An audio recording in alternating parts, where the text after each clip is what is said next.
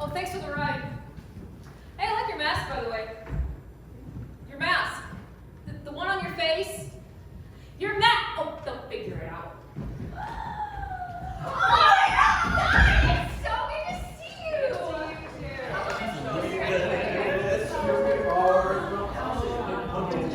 How you doing, bro?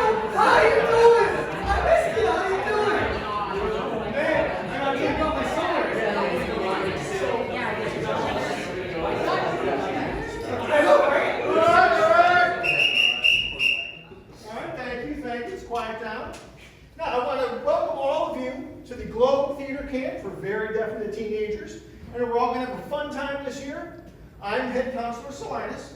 All right, we got a lot planned for you this year. Hey, Salinas, what show are we doing this year? Oh, yeah. All right, I'm getting there. But what I'd first like to do Come is on, we some want to know.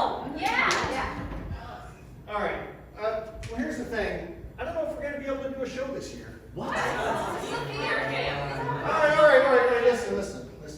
With everything that's happened the last couple of years, we just don't have it in the budget to do a full-scale production. Get off the stage! Thank you. All right. I know that's not what anybody wanted to hear, okay? But we're still going to give everyone a great camp experience, okay? We're still going to have acting classes, right? Set design classes, all right? Lighting, costume design, yoga, yoga. Horseback riding, everybody loves horseback riding. All the things you love to do. Proceed, Salinas, to procure my fall, and by the doom of death and woes and all.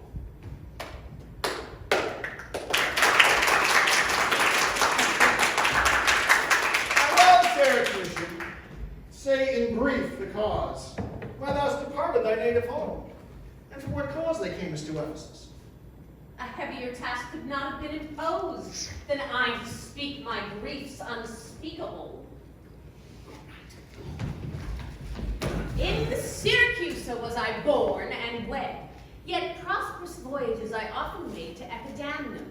These drew me from the kind embracements of my spouse, from whom my absence was not 6 months old when she had made arrangements for her following me.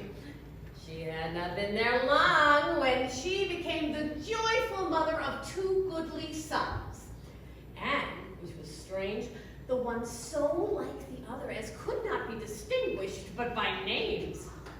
That very hour, and in the self-same inn, another woman was delivered of such a burden, male twins, both alike. Those, for their parents were exceeding poor, I bought and brought up to attend my sons.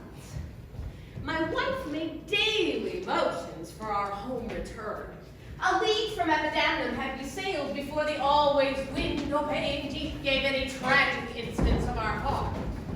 She, more careful toward the latter boy, had fastened him upon a small spare mast. To him one of the other twins was bound, while I had been like heedful of the others. The children thus disposed, my wife and I, fixing our gaze on whom our care was fixed, fastened ourselves at either end the mast. 2 ships from far making a main to us, one from Corinth and one from Epidaurus. But ere they came, oh, let me say no more.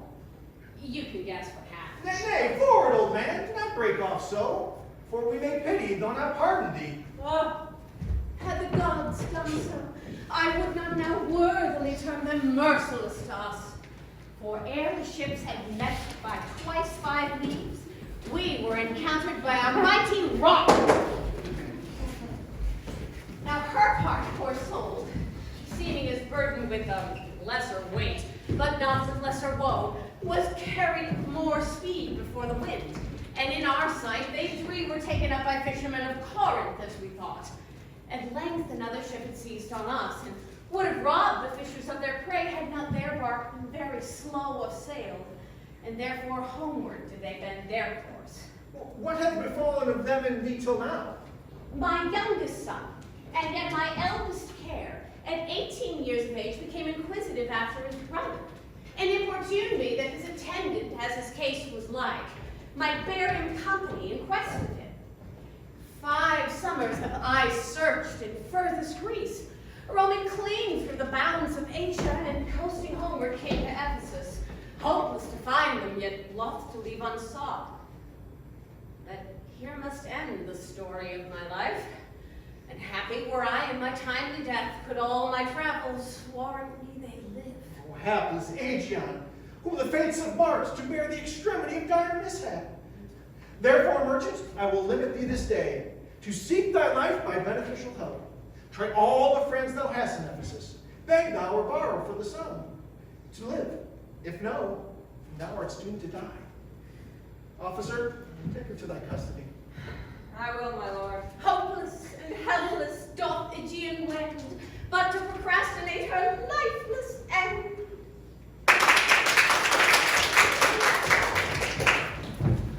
Therefore, give out your of Epidamnum, lest your goods too soon be confiscated.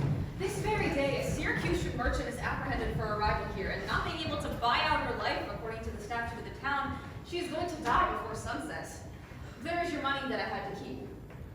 Go, there to the Centaur where we host, and stay there, Dromio, till I come to thee. Within this hour 'twill be dinner time. Till then, I'll view the manners of this town.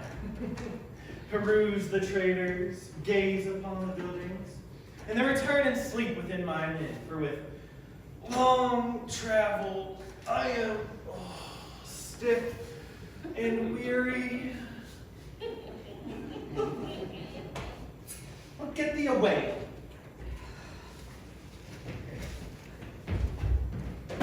Many a man would take you at your word and run off with all the money you just gave to me. No.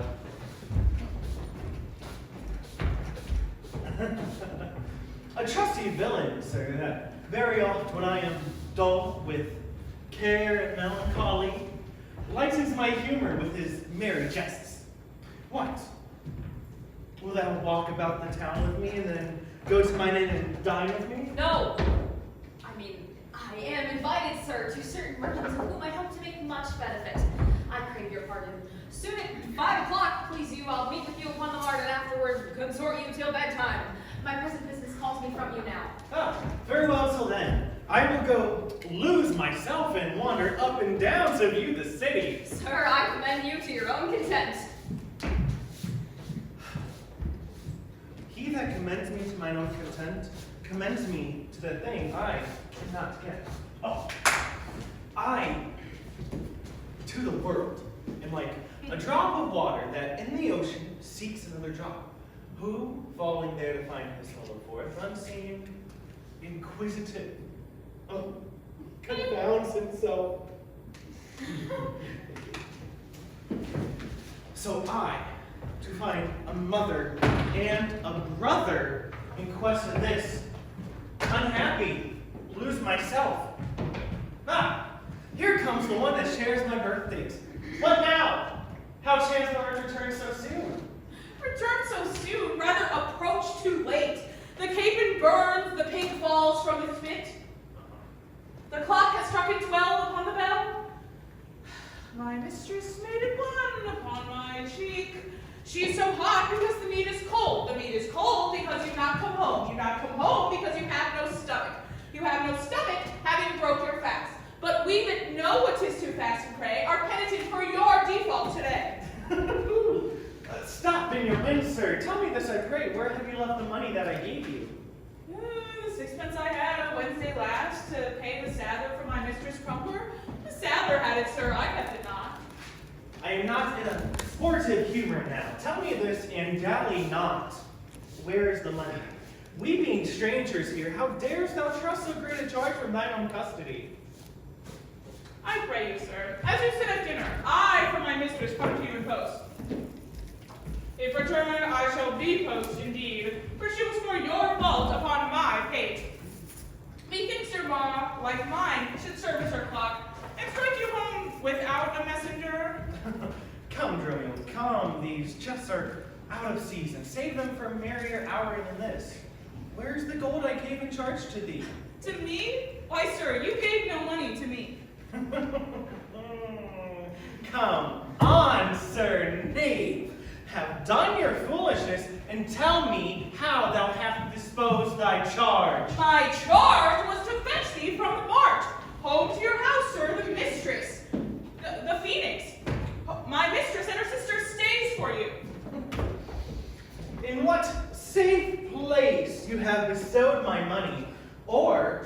I shall break that merry sconce of yours that stands on tricks when I am undisposed.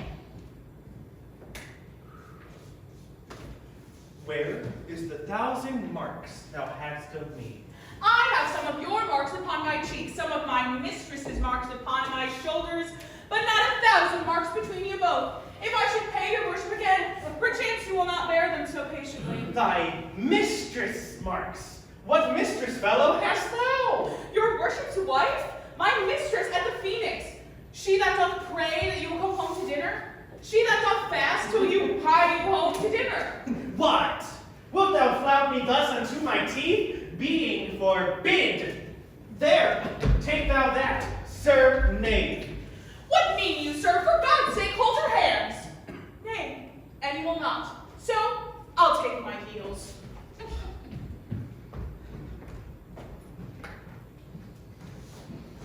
Upon my life, by some device or other, that villain is o'erwrought of all my money. They say this town is full of cozenage as nimble jugglers that deceive the eyes, dark-working sorcerers that change the mind, soul-killing witches that deform the body, disguised cheaters, prating mountebanks, and other such like liberties of sin. If it proves so, I will be gone the sooner. I'll to the centaur to seek this fellow forth. I greatly fear my money is not safe.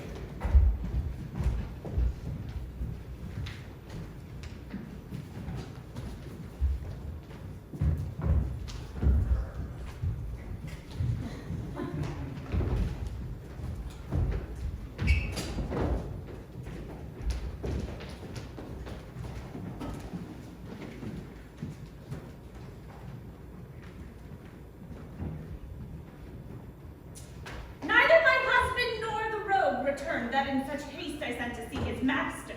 Sure, Luciana, it is 2 o'clock. Perhaps some merchant hath invited him, and from the market somewhere gone to dinner.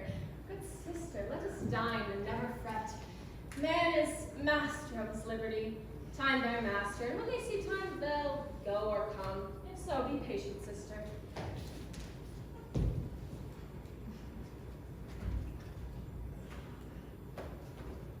Why should their liberty than ours be more? Because their business still lies out the door.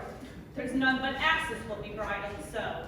Why headstrong liberty is lashed with woe. If something situate under heaven's eye that hath is bound in earth and sea and sky. The beasts, the fishes, the winged fowls are the men's subjects and not their controls. Men, more divine, masters of all these, lords of the wide world and the wild.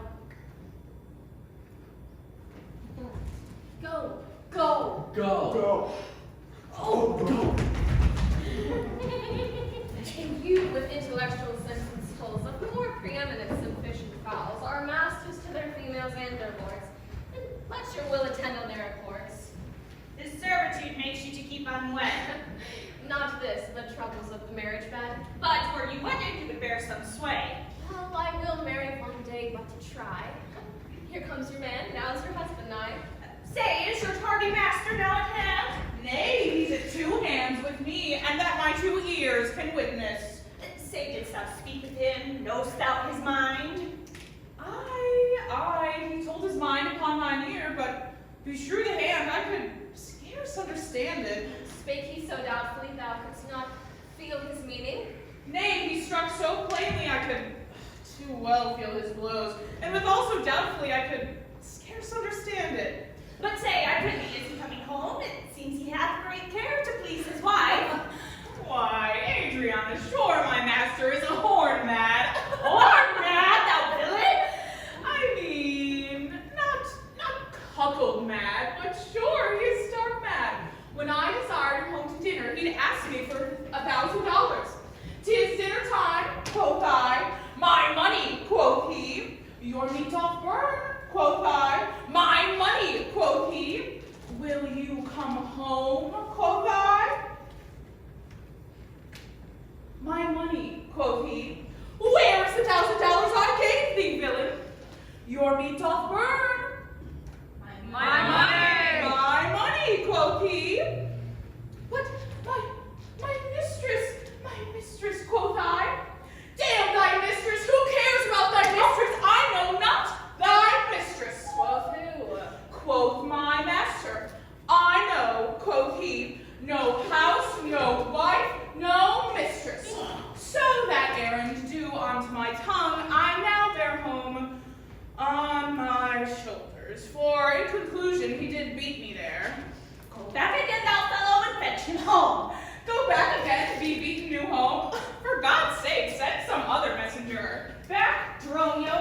Hit thy face the cross, and he will bless that cross with another beating. Between you I shall have a holy head. Hence, prating peasant, fetch thy master home. Am I so round with you as you with me that, like a football, you do spurn me thus?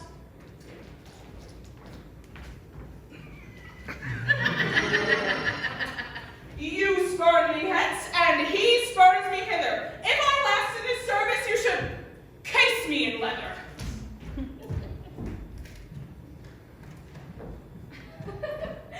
Look at you, how impatience lureth in your face. His company must do his minions grace, whilst I at home starve for a merry look. Hath homely age the alluring beauty took from my poor cheek, and he hath wasted it. Are my discourses dull, barren my wit? If audible and sharp discourse be marred, unkindness blunted more than marble hard. Do their gay vestments his affections bait? That's not my fault, he's master of my state. What ruins are in me that can be found by him not ruined? Then he has the ground of my defeatures. My decayed fare a sunny look of his would soon repair, but too unruly dear, he breaks the pail and feeds from home. Poor I am but as stale. Self-harming jealousy, by be defense. Unfeeling fools can with such wrongs dispense. I know his eye doth homage otherwhere, or else what lets it but he would be here. Sister, you know he promised me a chain. Would that alone he would detain and keep fair quarter with his bed. I see the jewel best enameled will lose his beauty, yet the gold finds still that others touch, and often touching will wear gold. And no man that hath a name by falsehood and corruption doth it shame.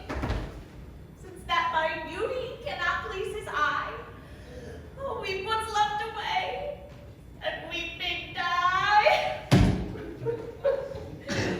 How many fond fools serve such mad jealousy? The gold I gave to Dromio was laid up safe with the centaur, and the heedful fellows wandered forth in care to seek me out by computation and mine host report. I cannot speak with Dromio since at first I sent him from the mart. See, here he comes. How now, sir? Is your merry humor altered? As you love strokes so jest with me again. You know no centaur. You received no gold. Your mistress sent to have me home to dinner. My home was at the Phoenix. Wast thou mad that thus so madly thou didst answer me? What answer, sir? When spake I such a word?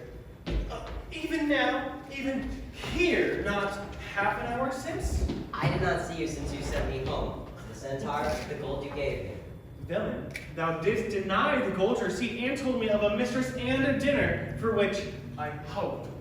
Thou feltst I was displeased. I'm glad to see you in this merry vein. What means this jest? Pray, master, tell me. Yea. Thinkst thou I jest? Thinkst thou I jest?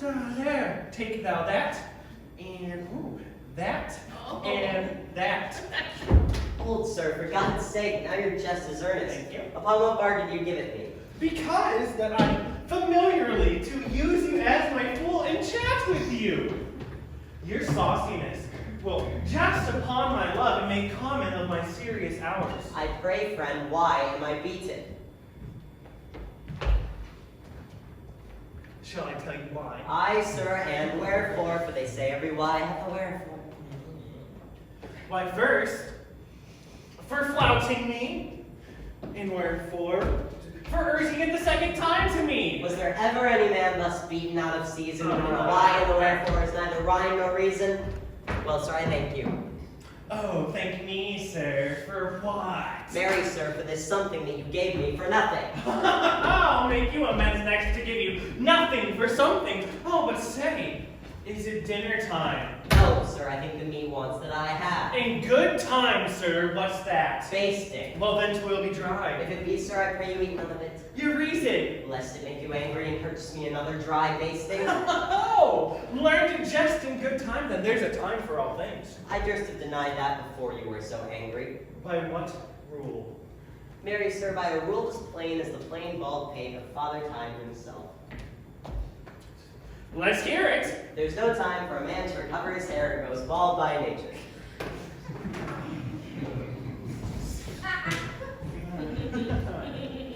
May he not do it by fine and recovery? Yes, pay a fine for a periwig and recover the lost hair of another man.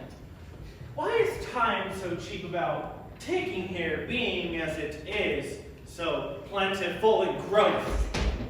Because it is a blessing that he bestows on the beasts, and when he has scanted men in hair, he hath given them in wit. Why, but there's many a man hath more hair than wit. And not one of those has had the wit to lose his hair. Why thou dost conclude hairy men plainer dealers without wit? Oh, the plainer dealer, the sooner lost, yet he loseth it in a kind of jollity. For what reason? Name them. The one to save the money that he spent in trimming, the other that at dinner they should not drop in his porridge.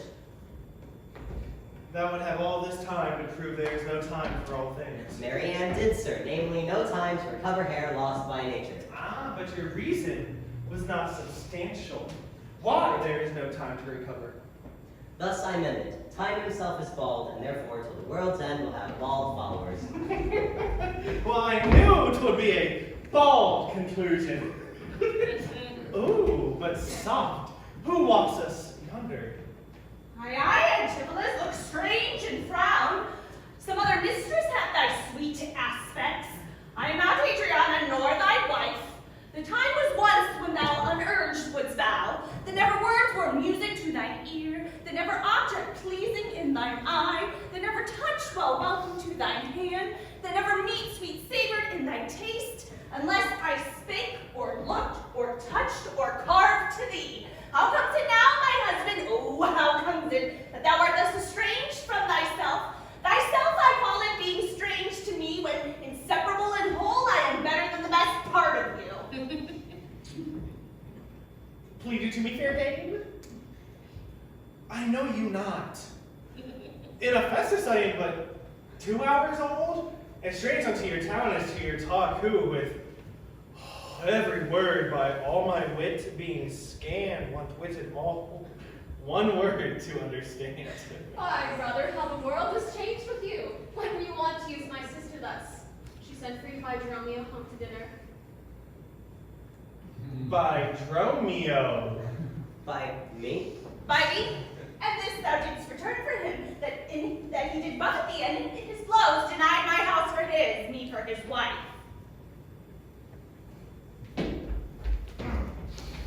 Did you converse, sir, with this gentlewoman? What is the course and drift of your compact? Aye, sir, I never saw her till this time. Villain, thou liest, for even her very words didst thou deliver to me on the march. I never spake with her in all my life. How can she thus then call us by our names? Unless it be by inspiration. How ill agrees it with your gravity to counterfeit thus grossly with your fellow, abetting him to thwart me in my mood? Be it by wrong, you are from me exempt, but wrong not that wrong with a more contempt. Come, I will fasten on this sleeve of thine. Thou art an elm, my husband, I a vine, whose weakness, married to thy stronger state, makes thee with thy strength to communicate. If aught possess thee from me it is dross, usurping ivy, friar, or idle moss, who all for want of proving with intrusion infect thy snap, and live on thy confusion.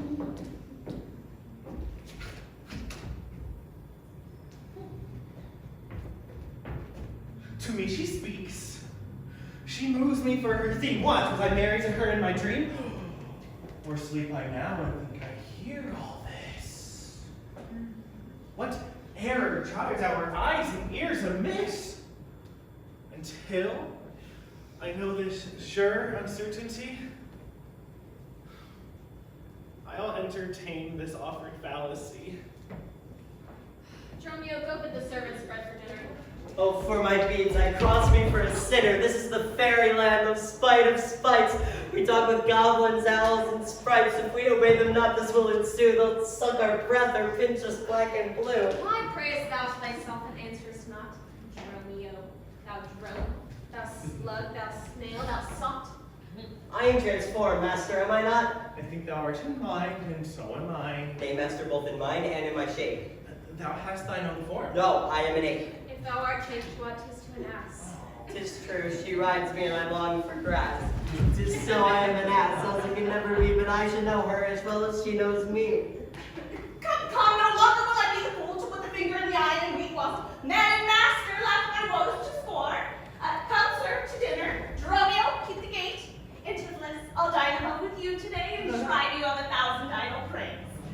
You, if any ask you for your master, say he dines forth and let no creature enter. Come, sister, Dromio, play the portrait well. Oh. Am I in earth, in heaven, or in hell? Sleeping or waking, mad or well advised, known unto these and to myself disguise. I'll say as they say, and persever so, and in the midst of all adventures go. Antipholus, shall I be porter at the gate? I let them enter, lest they break your page. Come, come, Antipholus, we dine too late.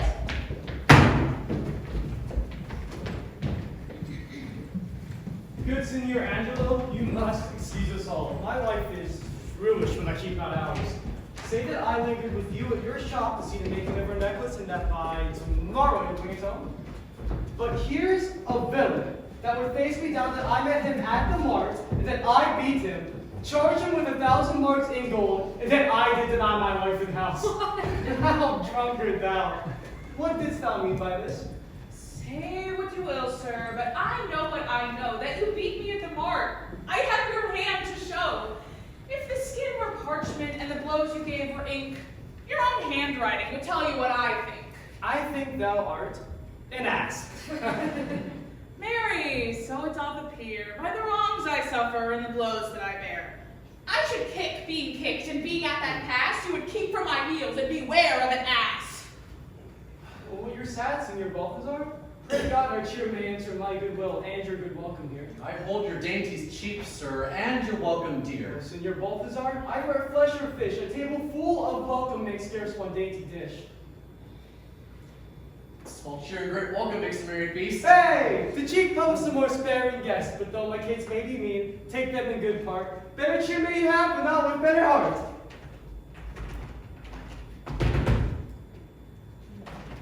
But soft, my door is locked. Go, bid them, let's in. Maud, Bridget, Marion, Cicely, Julian, Jen! Blockhead, stupid, moron, fool, idiot, patch, either get thee from the door or sit down at the hatch. Dost thou conjure for wenches that thou callest for such store? When one is one too many, go, get thee from the door. What patches made our porter? My master stays in the street. Let him on from whence he came, lest he catch cold on his feet. Who talks within there? Ho, open the door. Right, sir, I'll tell you when, and you tell me wherefore. Wherefore? For my dinner. I have not dined today. Nor today here you must not. Come again when you may. What art thou that keepest me from the house I owe? The porter for this time, sir, and my name is Dromio. Thou, villain, thou hast stolen both mine office and my name. The one there got me credit, the other mickle blame. But if thou hast been Dromio today in my place, thou wouldst have changed thy face for a name, or thy name for an ass. What a coil is there, Dromio? Who are those at the gate? Let my master in loose. Faith, no, he comes too late. And so tell your master. Oh, Lord. I must laugh. How about you with a proverb? Shall I send in my staff? How about you with another since when? Can you tell? If thy name be called Loose, Loose thou hast answered him well. Do you hear, you minion? You will let us in, I hope. I thought to have asked you. And you said no. So, come help, there was blow for blow. Bell bag, let me in! Can you tell for whose sake? Master, knock the door hard. Oh! Knock till it aches. You cry for this, you minion! If I beat the door down. What needs all that? And a pair of stocks in the town. Who's at the door that keeps all this noise? By my troth, your town is troubled with unruly boys. Are you there, wife? You might have come before. Your wife, sir knave. Go get you from the door. If you went in pain, sir, this knave would go sore. There is neither cheer nor welcome. We would fain have either. In debating which was best, we shall part with neither. They stand at the door. Master, bid them welcome hither. There's something in the wind, and we cannot get in. You would say so if her garments were thin. Your cape is warm within, yet you stand in the cold. It would make a man mad as a buck to be so bought and sold. Go fetch me something. I'll break up the gate. Break any breaking here, and I'll break your knave's fate. A man may break words with you, and words are but wind. I would break it in your face, so he break it not behind. It seems thou wants breaking, out upon thee, high. Here's too much out upon thee. I pray let me in. I, when fowls have no feathers and fish have no fin. Well, I'll break him. Go borrow me a crow. A crow without a feather? Hast there mean you so? For a fish without a fin, there's a fowl without a feather, but if a crow will help us in, sirrah, we'll pull up a crow together. Get thee gone. Borrow me an iron crow. Have patience, sir. Oh, let it not be so. Herein you war against your reputation and draw within the compass of suspect the unviolated honor of your wife. Once this, your long experience of her wisdom, sober virtue, years, and modesty, plead on her part some cause to unknown, and doubt not, sir, but she will well explain why at this time the door is made against you. Be ruled by me, depart in patience, and let us to the tiger, all to dinner, and about evening come yourself alone to know the reason of this strange restraint. For if by stronghold you offer to break in now in the stirring passage of the day, a vulgar comment will be made of it. And that supposed by the ungodly estimation that may foul intrusion enter in and dwell upon your grave when you were dead. For slander lives upon succession, forever housed and where gets possession. You have prevailed. I will depart in quiet and, in despite of mirth, mean to be married. I know a wench of excellent discourse, pretty, witty, wild, and yet too gentle. There we will dine, and get you home and fetch your chain. By this I notice made, and bring it, I pray you, to the Porpentine. For there is a house, and that chain will I bestow, be it for nothing, but despite my wife. Upon my good hope, sir, make haste. Since my own doors refuse to entertain me, I'll knock elsewhere to see if they'll disdain me. I'll meet you at that place some hour hence. Do so. This jest shall cost me some expense. It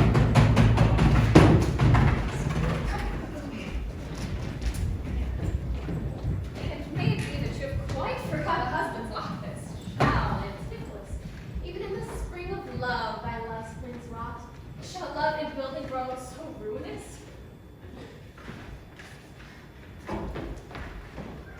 If you did wed my sister for her wealth, then for her wealth's sake use her with more kindness.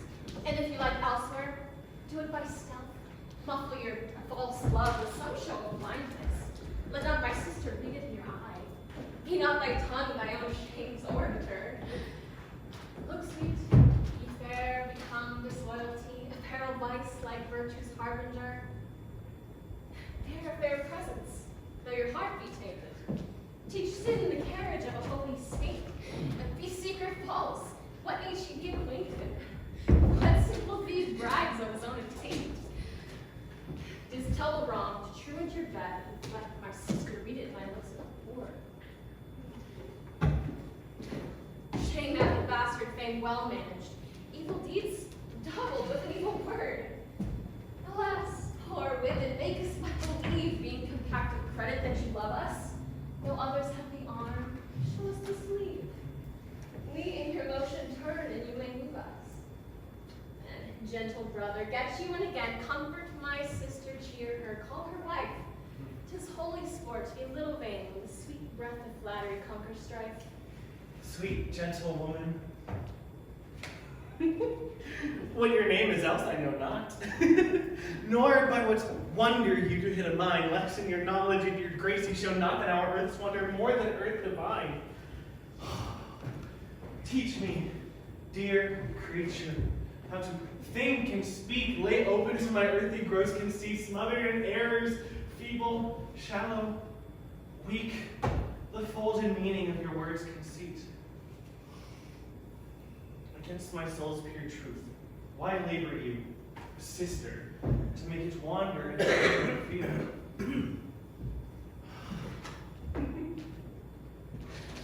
Are you a god? Would you create me new?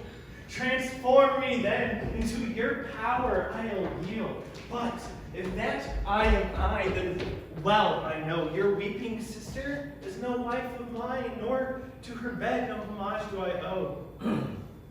Far more to you do I decline. Oh, train me not, sweet mermaid, with thy note to drown in thy sister's flood of tears. Sing siren for thyself and thy dote. Spread o'er the silver waves your fiery hairs. And as a bed I'll take them in their line, and in that glorious supposition think, he gains by death that which hath such means to die. Let love, being light, be drowned if she sink. Well, what are you mad that you do reason so? Not mad, but mated, how? I do not know. It is a fault that sprang from your eye. For gazing on your beams, fair sun, being by, Gaze where you should, and that will clear your sight. as good to wink, sweet love, as look on night. Why call you beloved? Call my sister so. Thy sister. That's my sister. No, it is thyself, mine own self's better part, mine eyes, clearer eye, my dear heart's, dear her heart, my food, my fortune, and my sweet oats ache. My soul earth's heaven and my heaven's claim.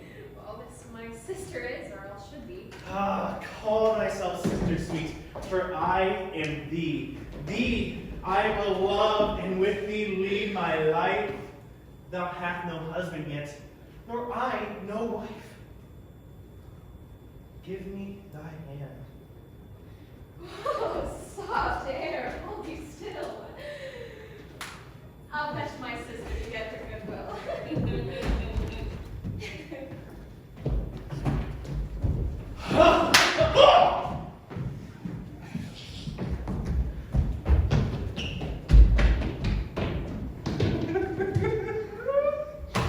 How now, Dromio? Where runnest thou so fast?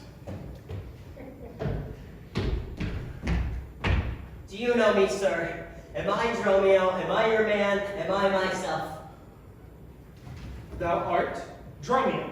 Thou art my man. Thou art thyself. Marry, sir, besides myself, I am due to a woman. One that claims me, one that haunts me, one that will have me. What claims lay she to thee? Marry, sir, such claim as you would lay to your horse, and she would have me as a beast. Not that I being a beast she would have me, but that she being a very beastly creature lays claim to me. What is she? A very reverent body. I such a one as a man may not speak of without he say, sir, reverence. I have but lean luck in the match, and yet she is a wondrous fat marriage. What dost thou mean a fast marriage? Marry, sir, she's the kitchen wench and all grease, and I know not what use to put her to, but to make a lamp of her and run from her by her own light. I warrant her rags and the towel in them will burn up whole in winter. If she lasts till doomsday, she'll burn a week longer than the whole world. What complexion is she of? Swartz, like my shoe, but her face nothing half so clean-kept. For why she sweats, a man may go over shoes in the grime of it. Ah, that's a trouble water will mend. No, sir, 'tis in grain. Noah's flood could not do it. What's her name? Now, sir, but her name in 3/4, that's an L in 3/4, could not measure her from hip to hip. Then she bears some breath. No more from head to foot than from hip to hip. She is spherical, like a globe. I could find out countries in her. To conclude, this grudge, or diviner, laid claim to me, called me Dromio, swore to me I was assured to her, told me what privy marks I had about me, as the mark on my shoulder, the mole on my neck, and the great wart on my left arm, that I, amazed, ran from her as from a witch. And I think if my breast had not been made of faith and my heart of steel, she had transformed me to a colonel dog and made me turn in the wheel. Oh, go, hide thee presently close to the road. And if the wind blow any way from shore, I will not harbor in this town tonight. If any mart forth, come to the mart, or I will walk till thou return to me. If everyone knows us and we know none, 'tis time, I think, to trudge, pack, and be gone. As from a man would run for life, so fly I from her that would be my wife. Oh. There's none but witches do inhabit here, therefore 'tis high time I were hence. She that doth call me husband, even my soul doth for a wife abhor. Oh. But her fair sister, possessed of such a gentle sovereign grace, of such enchanting presence and discourse, hath almost made me traitor to myself. But, unless I make myself guilty to self-wrong, I'll stop mine ears against the mermaid's song. Oh, Master Antipholus, what please yourself, sir? I have made it for you.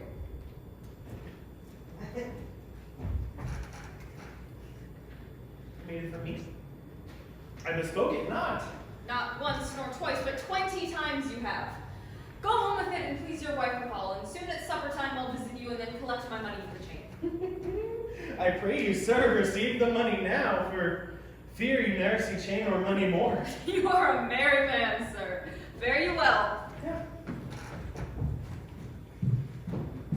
What I should make of this I cannot tell. But this I know, there's not a man so vain to refuse so fair an offered chain. I see a man here, may not live his life by shifts, when in the streets he is met with such golden gifts. I go to the mart, there for Dromio stay. If any ship put out, then straight away.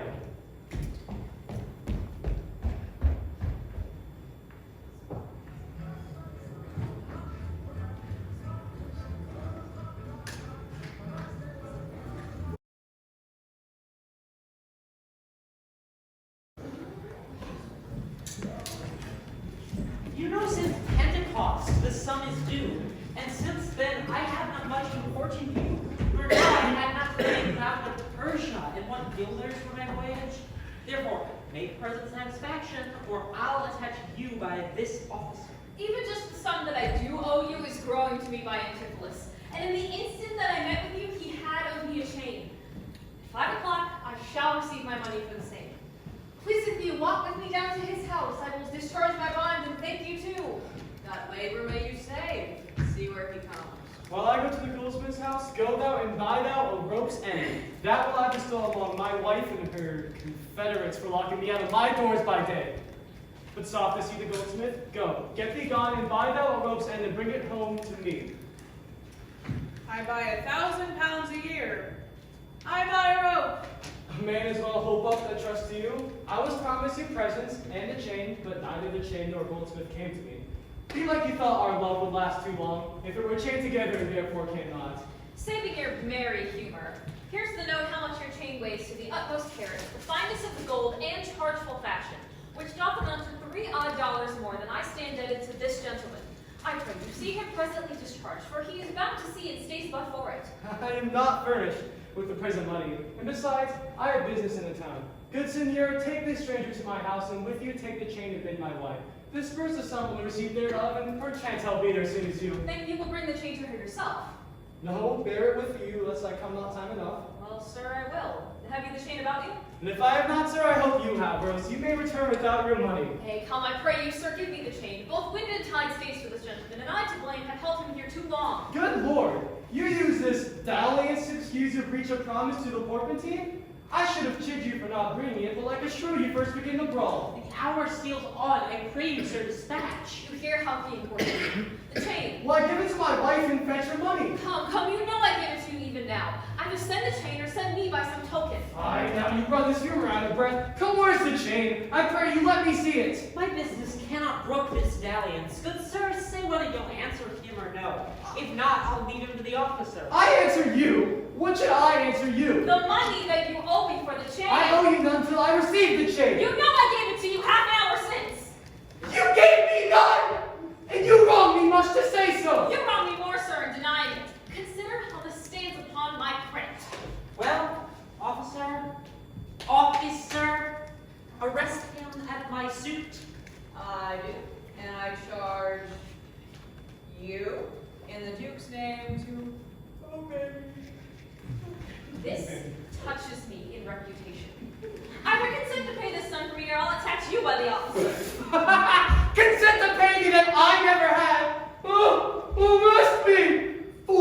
fellow, if thou darest! Here is thy fee. Arrest him, officer. I would not spare my brother in this case if he should scorn me so apparently. I do obey thee till I give thee bail. But sir, you shall buy this word as dear as all the metal in your shop will answer. Sir, I will have law in Ephesus to your notorious shame. I doubt it not. Master, there is a bark about the damnum that stays but till her owner comes aboard, and then, sir, she bears away. Our fraughtage I have conveyed aboard, and I have bought the oil, balsamum, and aquavitae. The ship is in her trim, the merry wind blows fair from land. They stay for naught at all but for their owner, master, and yourself. How now? A madman! Why now, thievish sheep? What ship of Epidamnum stays for me? A ship you send me to hire passage? How drunkard fellow, I sent thee for a rope, and told thee to what purpose and what end. You sent me for a rope's end as soon. You sent me to the bay, sir, for a ship. I will debate this matter with more leisure, and teach your ears to listen me with more heed. To Adriana, villain, hie thee straight, give her this key. Tell her in a desk that's covered over with Turkish tapestry there is a purse of money, and let her send it until I'm arrested in the street, and that shall bail me. Hie thee, fellow, be gone. I'm officer till prison till it come.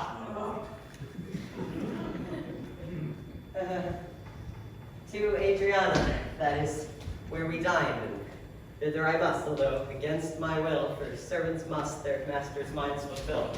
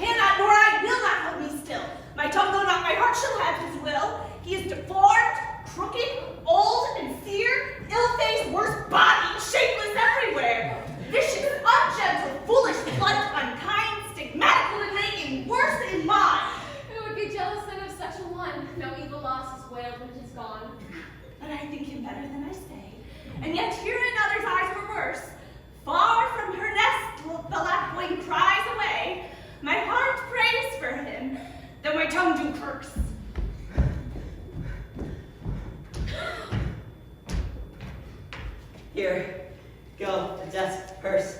Sweet, now make haste. How hast thou lost thy breath? By running. Fast. Where is thy master, Dromio? Is he well? No, he's in tartar limbo, worse than hell. A devil in an everlasting garment hath been one whose hard heart is buttoned up with steel, a fiend, a sturdy, pitiless, and rough, a wolf, nay, worse, a fellow all in buff, a back friend, a shoulder clapper, one who countermands the passages of alleys, creeks, and narrow lands, a hound that runs counter and yet draws dry foot well, one that before the judgment carries poor souls to hell. Why, man, what is the matter? I do not know the matter. He is arrested on the case. What, is he arrested? Tell me at whose suit? I know not at whose suit he is arrested well, but he's in a suit of buff which rested him. That can I tell. Will you send him, mistress? Redemption, the money in his desk. Go, fetch it, sister. This I wonder, that he, unknown to me, should be in debt. Tell me, was he arrested on the band? Not on a band, but on a stronger thing. A chain. A chain. Do you not hear it ring? What, the chain? No, no, the bell. It's his time that I were gone. It was 2 ere I left him, and now the clock strikes 1. The hours come back. That did I never hear. Oh yes, if any hour meet a sergeant, it turns back for very fear. As if time were in debt, how fondly dost thou reason? Time is very bankrupt and owes more than he's worth this season. Nay, he's a thief, too. Have you not heard men say that time comes stealing on by night and day? If time be in debt and theft, and a sergeant on the way, have you not reason to turn back an hour and a day? Come, Dromio, there's the money. Bear it straight and bring thy master home immediately. Come, sister, I am pressed down with conceit. Conceit, my comfort and my injury. There's not a man I meet but doth salute me, as if I were their well-acquainted friend, and every one doth call me by my name. Some tender money to me, some invite me, some others give me thanks for kindnesses, some offer me commodities to buy. Even now a tailor called me into his shop and showed me silks that he had bought for me, and therewithal took measurement of my body. Master, here's the gold you sent me. What, you got the picture of old Adam New Apparel? What gold is this? What Adam dost thou mean? Not that Adam that kept the paradise, but that Adam that keeps the prison. He that goes in the calf's skin that was killed for the prodigal. He that came behind you, sir, like an evil angel and bid you forsake your liberty. I understand thee not. No. What, thou meanest an officer? I, sir, the sergeant of the band. Well, sir, there rests in your foolery. Oh, but say, is there any ship put out tonight? May we be gone? Why, sir, I brought you word not an hour since that the bark expedition put forth tonight. Then you were hindered by the sergeant to tarry for the hoy delay. Here are the angels that you sent for to deliver you.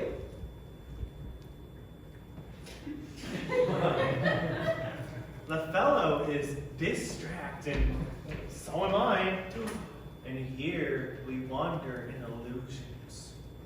Some blessed power deliver us from hence. Well met, Master Antipholus.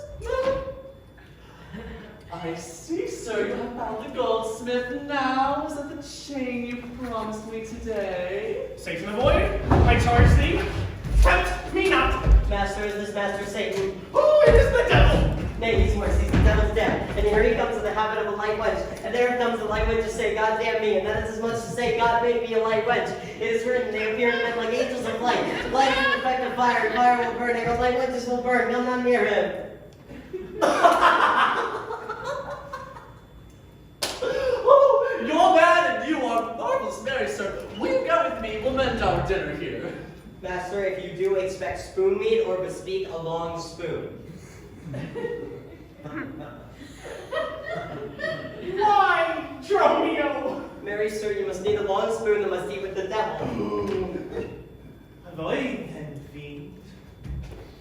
Thou art, as you art all, a sorcerer.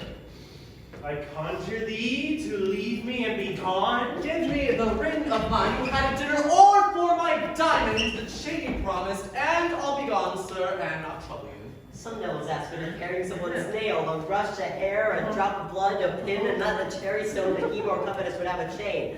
Master, be wise, and if you give it to him, the devil will shake his chain and fright us with it. I pray you, sir, my ring, or else the chain. I hope you do not mean to cheat me, sir.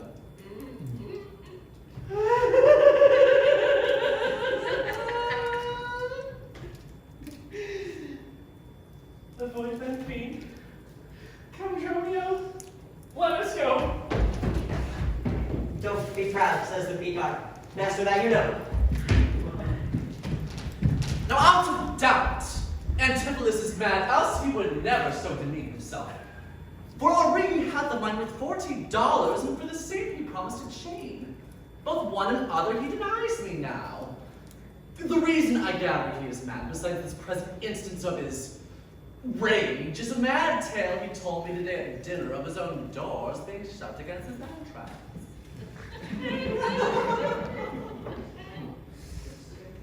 Belike his wife acquainted with his fits on purpose shut the doors against his way.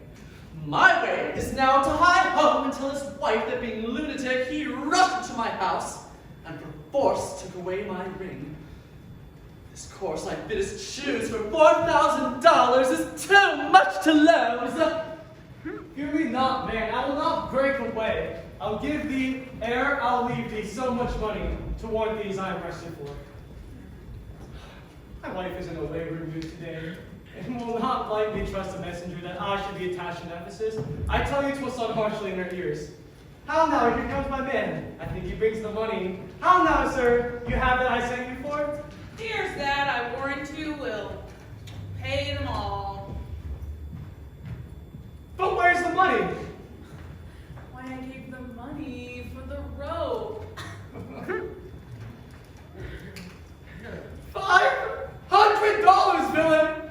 For a rope? To what end did I bid hide thee home? To a rope's end, and to that end, I am returned. And to that end, sir, I will welcome you. Good sir. Nay, it is for I to be patient. I am in adversity. Good. Now hold thy tongue. Nay, rather persuade him to hold his hand. Thou whoreson, senseless villain! I would I were senseless, that I might not feel your blows. Thou art sensible in nothing but blows, and so is an ass. I am an ass. Indeed, you may prove it by my long ears. I have, from the hour of my nativity to this instant, served him, and I have nothing at his hands for my service but blows. When I am hot, he cools me with a beating. When I am cold, he warms me with a beating. I am waked with it when I sleep. I am raised with it when I sit. And yet, I bear it on my shoulders like a bear bears her brat. And yet, I think, when he hath blamed me, I will beg with it from door to door. Oh, come along, my wife is coming yonder. Mistress, respect your end, or rather beware the rope's end.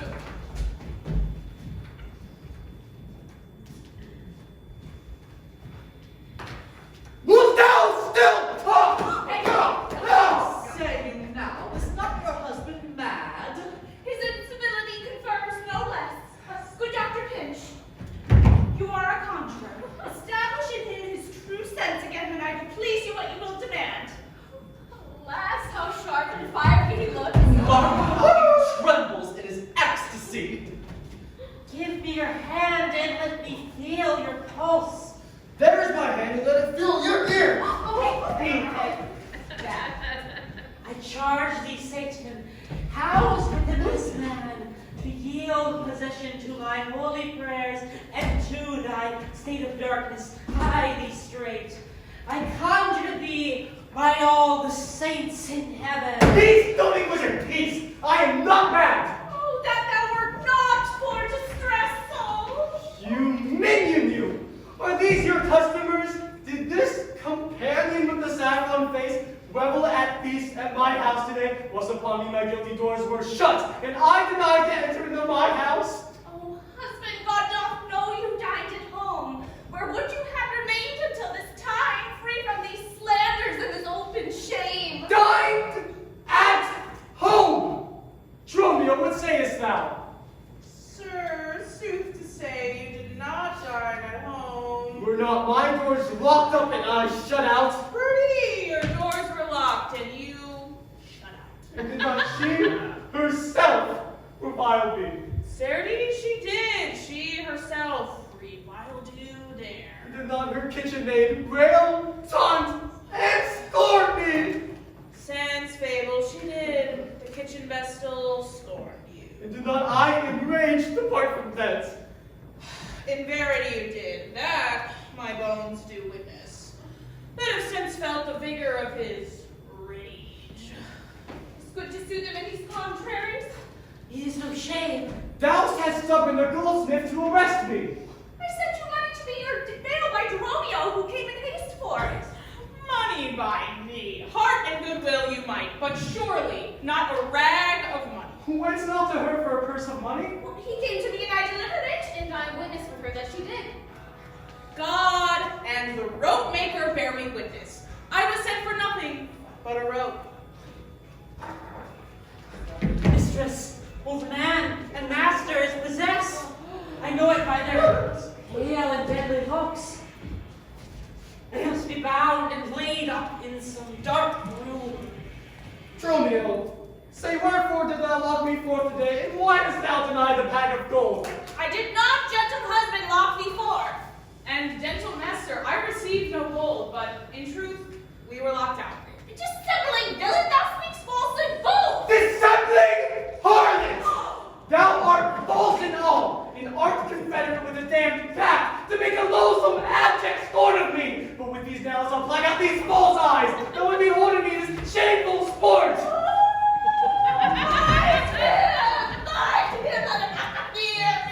Your company! The fiend is strong within him! And you? Dromio? Dromio? Dromio. Go find this Dromio, for he is frantic too! I mean, poor man, how pale and wan he looks. What? Will you murder me? Thou jailer, thou! I am thy prisoner. Wilt thou suffer them to make a rescue? Masters, he is my prisoner. You cannot have him. What wilt thou do, thou peevish officer? Hast thou delight to see a wretched man do outrage and displeasure to himself? He is my prisoner. If I let him go, the debt he owes will be required of me. I will discharge thee ere I go from thee. Thank God. Bear me forthwith unto his creditor, and knowing how the debt grows, I will pay it. Good master doctor, see him safe conveyed home to my house. Oh, most unhappy day! Oh, most unhappy strumpet! Oh, master, I am entered in bond for you. Out on thee, villain! Wherefore dost thou mad me? Will you be bound for nothing? Be mad, good master, cry the devil. Oh God, how idly do they talk? Go, bear them hence. Sister, go you with me. Say, who suit is here as that? One Angelo, a goldsmith. Do you know him? I know the man. What is the sum he owes? $200. Say, how grows it due? Due for a chain your husband had of him? Did bespeak a chain for me, but had it not. When as your husband, all enraged, came to my house and took away my ring, the one upon his finger now, straight after did he meet me with a chain. Maybe so, but I did never see it. God, leave me where the goldsmith is. I long to know the truth hereof at large.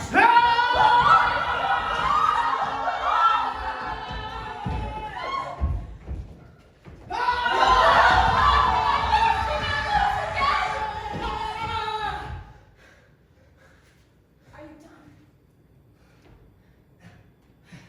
And come with pagan swords! Let us go for more help to have them back again! Oh. Away! Don't kill us all! For the ground. Oh, I see these witches are afraid of swords. She that would be your wife never ran from you. To the centaur. Fetch our stuff from there. I long that we were safe and sound aboard.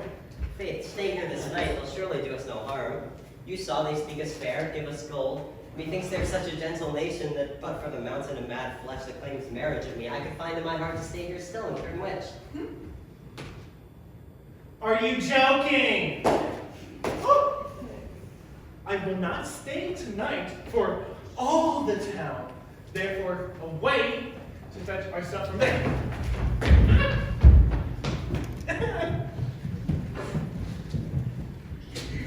I am sorry, sir, that I have hindered you, but I protest he had that chain of me, though most dishonestly he doth deny it. How esteemed is the man within the city? A very revered reputation, sir, of credit infinite, highly beloved, second to none who lives here in the city. His word might bring my wealth at any time. Speak softly, for I think yonder he walks. Tis so. And with the self-chain about his neck which he forswore most monstrously to have. Good sir, draw near to me, I'll speak to him. Signor Antipholus, I wonder so much that you would put me to this shame and trouble, and not without some scandal to yourself, with circumstance and oath so to deny this shame which now you wear so openly. Besides the charge, the shame, imprisonment, you have done wrong to this my honest friend, who by for staying on our controversy had hoisted sail and put to sea today. This chain you had of me, can you deny it? I think I have. I deny it not. I bet you did, sir, and forswore it too. Oh, who heard me to deny it or forswear it? These ears of mine, thou know'st it hear thee. File thee, wretch, 'tis a pity thou dost dare to walk where any honest man resort. Thou art a villain to impeach me. Thus I'll prove my honor and mine honesty against thee presently. If thou darest sin. I dare to defy thee for a villain. Hold! Hurt him not! For God's sake, he is mad! Will some get with you to take his sword away?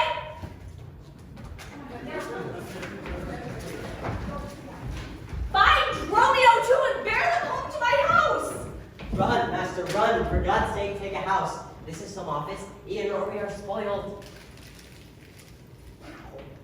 Be quiet, people! What are you all doing here? To fetch my poor distracted husband hence. Let him be brought forth and borne hence for help. I knew he was not in his perfect wits. I am sorry now that I had drawn him. How long had this possession held the man? This week he hath been angry, mean, and sad, and much different from the man he was.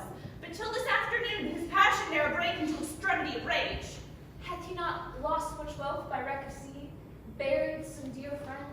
Had not else his eyes strayed his affection and lawful love, a sin prevailing much among youthful men who give their eyes the liberty of gazing? Which of these sorrows is he subject to? To none of these except it be the last, namely some love that drew him oft from home. You should have for that apprehended him. Why, so I did. Not rough enough. She never apprehended him but mildly, when he demeaned himself rough, rude, and wildly. Why hear ye his rebukes and answer not? She has made me see my faults, and good people enter and lay hold of him. No, not a creature enters in my house. Then let your servants bring my husband forth. Neither. You took this place for sanctuary, and shall privilege him from your hands till I have brought him to his wits again, or lose my labor in assaying it. I will attend my husband, be his nurse, diet his sickness, for it is my office, and will have no attorney but myself. And therefore let me have him home with me. Be patient, for I will not let him stir until I use the approved means I have, for wholesome syrups, drugs, and holy prayers, to make of him a formal man again. Therefore depart, and leave him here with me. I will not hence and leave my husband here, and ill it doth beseem your holiness to separate the husband and the wife. Be quiet, and depart. Thou shalt not have him. Go on, sis. And complain to the Duke of these indignities. Upon what cause? See, a reverend Syracusan merchant put unluckily into the bay against the laws and statutes of the town, publicly beheaded for his offense. See where they come. We will behold her death. Complain to the Duke before he pass the cabin.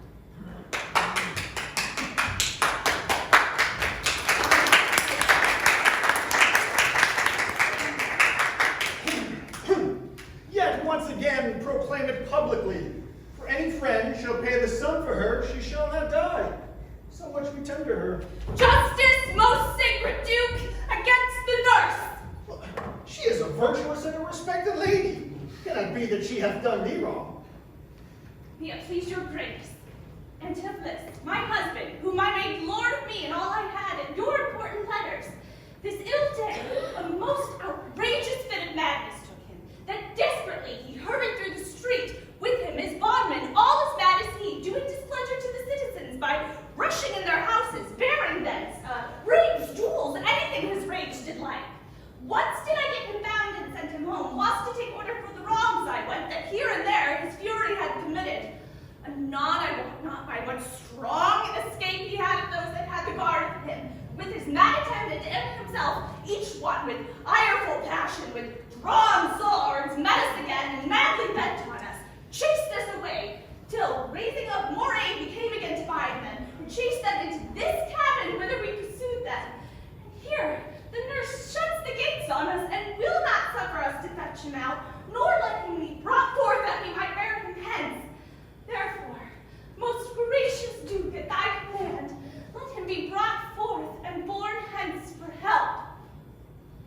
long since thy husband has served me in my wars, and I to thee engaged a prince's word, when thou did make a master of thy bed, to do him all the grace and good I could. Go, some of you, knock on the cabin door and bid the lady nurse come to me. I shall determine this before I stir. Mistress! Mistress! Oh, mistress, shift and save yourself. My master and his men are both broke loose, beating the maids around and bound the doctor, whose beard they singed off with brands of fire. And, ever as it blazed, they threw on him great pails of puddled mire to quench the hair. My master preaches patience to him, and the while his man with scissors nips him like a fool. And sure, unless you send some present help, between them they will kill the conjurer. Peaceful, thy master and his man are here, and that is false thou dost report to us. Mistress, I have not breathed almost since I did see it. He cries for you and vows if he can take you to scorch your face and disfigure you. Witch! Ah! Hark! I hear him, mistress. Lie! Be gone! Say yourself. No. Come on, ye. I don't fear anything. Go. I mean, it is my husband. Witness you, he is born about invisible. Even now we housed him in the cabin here. And now he's there. Past thought of human reason. Justice, most gracious Duke! Oh, grant me justice! Unless the fear of death doth make me dote, I see my son Antipholus and Andromeda. Justice, sweet prince, against that woman there. She whom thou gavest to be my wife hath abused and dishonored me, even in the strength and height of injury beyond imagination. Is the wrong that she this day hath shamelessly thrown on me. Discover how, and thou shalt find me just.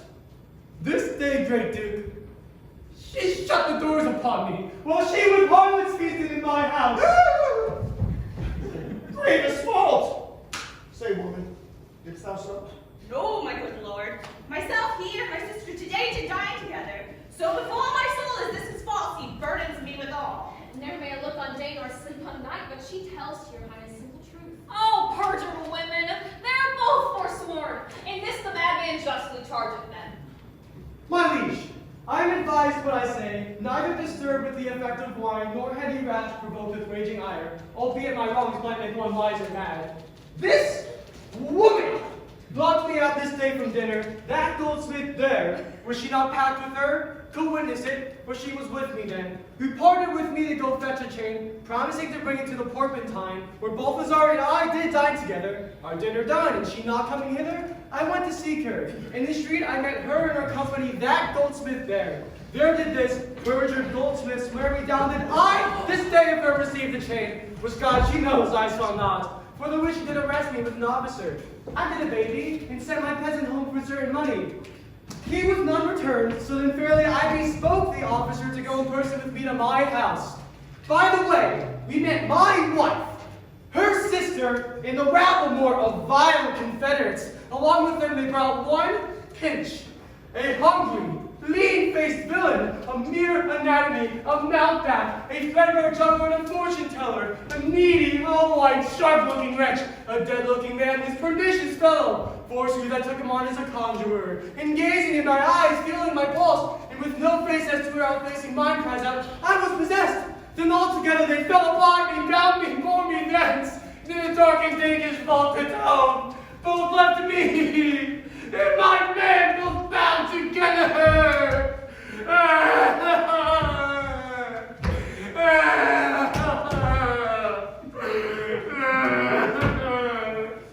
Till, gnawing with my teeth, my bonds in sunder, I gave my freedom, and immediately ran hither to your grace in my beseech, to give me ample satisfaction for these deep shames and great indignities.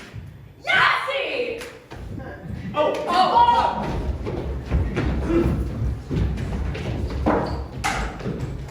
My lord, in truth, thus far I witnessed with him that he dined not at home, but was locked out. But had he such a chain of thee or no? Oh, he had, my lord, and when he came in here, these people saw the chain about his neck. Furthermore, I only swore in my ears, did hear thou confess thou had the chain of him, after thou first forswore on the mark.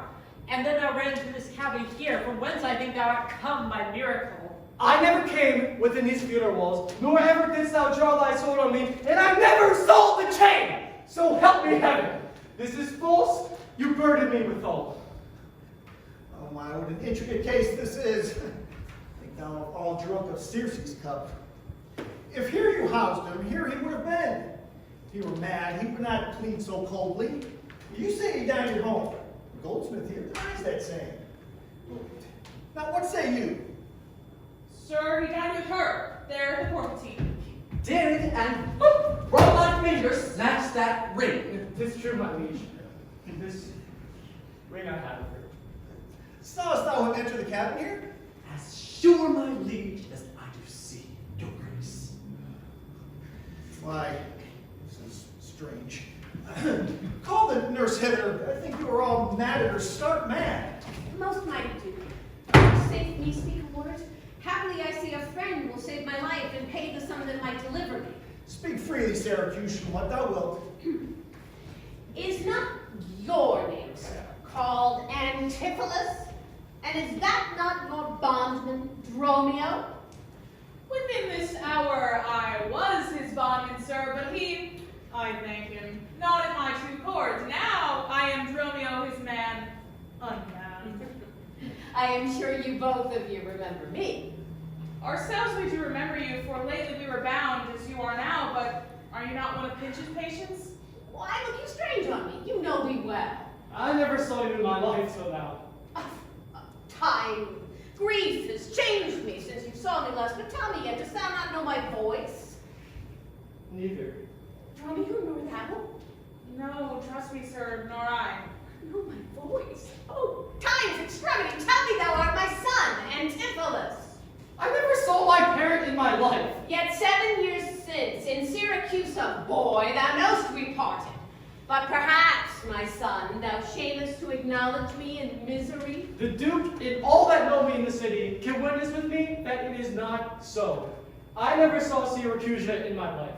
I tell thee, Syracusan, for 20 years have I been the patron of Antipholus, in which time ne'er he saw Syracusa. I see that age and danger make thee dote. Most mighty Duke, behold a man much wronged. Holy crap.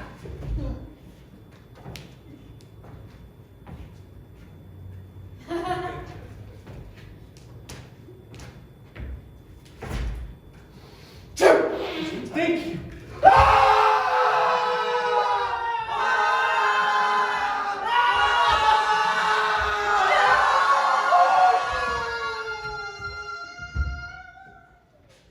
Mercy, little husband!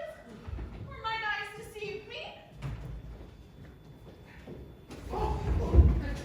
One of these men is genius to the other, and so of these. Which is the natural man and which is the spirit? Who will decipher these? I, sir, Andromio, command him away. I, Sir Andromio, pray let me stay. Aegeon, art thou not? Or else a ghost? Well, my old master, who hath bound her here? Whoever hath bound her, I will loose her bonds, and gain a partner by her liberty. Speak, old Aegeon, if thou beest the one that once had a wife called Amelia, who bore thee out a bird and 2 fair sons. Oh, if thou beest the same Aegeon, speak, and speak unto the same Amelia. If I dream not, thou art Amelia. If thou be she, tell me, where is that son that floated with thee on the fatal raft? By men of Epidemnum, he and I and twin Dromio were all taken up, but by and by, rude fishermen of Corinth by force took Dromio and my son from them and left me with those of Epidemnum. What became of them I know not. I, to misfortune that you see me. Why, here begins her morning story right. Well, these two Antipholuses, these two so like, while these two Dromio, one in semblance, besides her urging of a wrecked sea. These are the parents to these children, which accidentally are met together today. Say, Antipholus, came us from Corinth first? Oh, no, sir, not I. I came from Syracuse. Stay, stand apart. I know not which is which. I came from Corinth, my most gracious Duke. And I with him. Brought to this town by that most famous warrior, Duke Menethil, your most renowned uncle. Which of you two did dine with me today? Oh, I, gentle mistress. And are you not my husband? No! No! I say nay to that. Oh, and so do I. But, her fear sister here did call me brother. When I told you that I hope I shall have leisure to make good, and this be not a dream I see in here.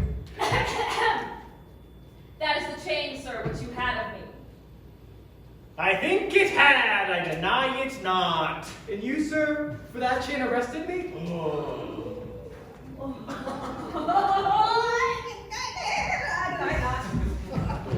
I said you wanted to be your bail by Dromio, but I think he brought it not. No, none by me. Well, this purse of gold I have received from you, and Dromio, my man, did bring them to me. I see that we did meet each other's man in the street, and I was ta'en for him and him for me, and thereupon these errors are arose.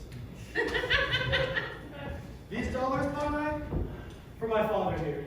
I shall not need. My parent has their life. Sir. I lost that diamond bag! Take it! And much thanks for my good cheer. Renowned Duke, vouchsafe to take the pains to go with us into the office here, and hear at large discourse to all of our fortunes. And all that are gathered here, that by the sympathize one day's error have suffered wrong, go, keep us company, and we shall make full satisfaction. For 21 years have I begun in travail with you, my sons, until this present hour my heavy burden never delivered. The Duke, my partner and sons, and you, the calendars of their nativity, go to a custom's feast and go with me after so long grief, such festivity. I see it. And it must be don't be someone. Sister? I tell thee I shall gossip at this feast. Master, shall I fetch your stuff from shipboard? Dromio, what stuff of mine hast thou remarked? Your goods that lay host, sir, in the Centaur? That he speaks to me. Oh. Dromio, I am thy master. Come with us then, we'll look to that anon. Embrace thy brother there. Rejoice with him.